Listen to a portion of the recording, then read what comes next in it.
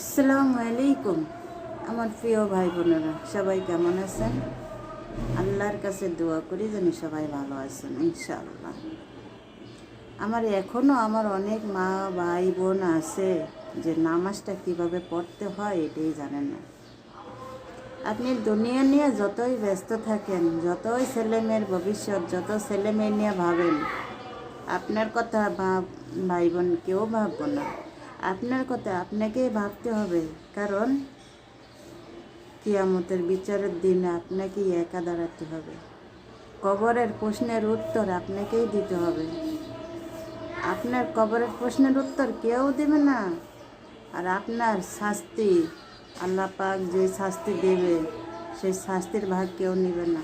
আপনি দুনিয়া নিয়ে যতই ব্যস্ত থাকেন, শত ব্যস্তর মাঝেও আপনি নামাজটা পড়বেন।